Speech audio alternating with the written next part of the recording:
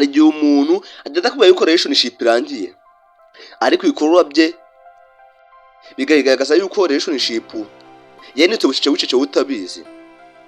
Wowe icyo usabwa ngara bari gushishoza ukareba neza ukitegereza ugacekinga neza.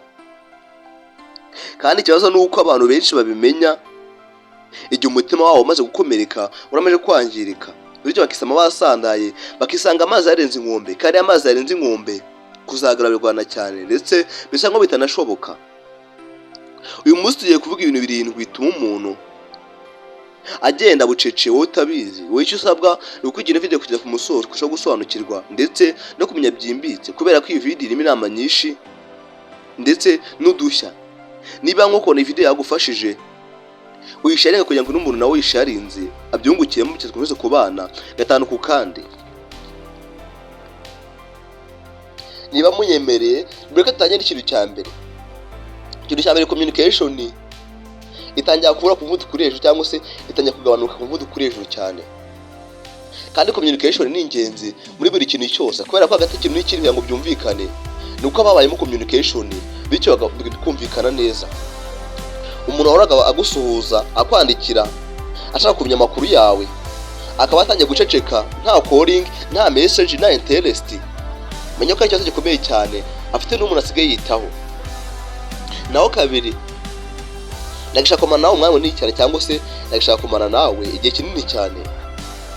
Iyo umuntu agukunda ashaka kukubona, ariko iyo feeling ize cyangwa se feeling ize zagabanutse kuvuduka hejuru cyane, ahora afite excuse ngo ndahuze, ngo ndiruhiye, ngo ndaguhamagara mu kanya, si uko umwanya wose cyangwa se si uko abishye cyane, ahubwo nuko afite abandi bantu asigaye yitaho, asigaye arinjiriye. Naho gatatu, atanya kwiyangiza emotion zawe. Muri Bibiliya haranditse ngo mukundane by'ukuri. Gusa ubu ngubu bisa nkaho nibindeba, kubera ko abantu basigaye bakundana basigaye barebana y'ingwe. Umuntu ugukunda arakubaha akakwitaho akubana n'ibitekerezo byawe, ariko yatangiye kuguta ibyo yumva cyangwa se ibyo wumva ni muri ababe na gatoya bisa nkaho ari ukuruhira ubusa. Naho kane, atangiye kurakara ubusa cyangwa se atangiye kurakazwa n'ubusa. Ubuntu buto buto butanga inonganya zikomeye cyane, kandi imbere byari nta kibazo, ariko inonganya zitangiye ubu ngubu. Kandi ukibaza uti ese uyu muntu yahindutse ryari? Ukuri nuko ibintu bigenda mwirengagiza nibyo bisubira inyuma bikagwa ku mutwe cyangwa se bikawituraho. Naho gatanu, nta kigwatesheni nka kera. Iyo umuntu agukunda aguha umwanya akumva ibyo uvuga ndetse akwana n'ibitekerezo byawe. Gusa ubu ngubu nibindeba, kubera ko iyo relationship iri gupfa, attention nayo irashaka umuvuduko uri hejuru cyane. Naho gatandatu, atanya kuguhisha ibintu, security nyinshi, layers ndetse no kutavuga ukuri. Ni sayini ikomeye cyane, gusa benshi barabyirengagiza, kuko trust ni foundation relationship, gusa benshi ntabyo bazi.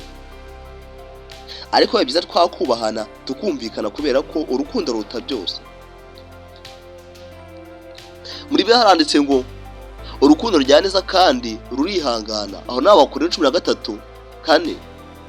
Gusa muri iki gihe urukundo ngo rugira nabi kandi ngo rureba y'ingwe. Niyo umuntu atakwitaho, atakubaha cyangwa se atakwereka urukundo, nuko abyirengagiza, kubera ko ni sayini ikomeye cyane. Ariko nanone kangira akantu mbibariza, ugeze kubona umuntu agenda agutabucece, kandi kirego muri comment twiganirire, ukande subscribe kugira ngo utazacikwa n'indi video izakurikiraho, utazacikwa n'indi video ku rukundo, hati buri relationship psychology ndetse no kuri kutavugwa. Mubize ko video izakurikira bikomeye cyane, tuzavuga ibimenyetso bintu by'uko agukoresha gusa. Bibaye byiza ni wasakikwa n'indi video kubera ko izabikomeye cyane. Nk'ibisanzwe ni Prince Umuragwa.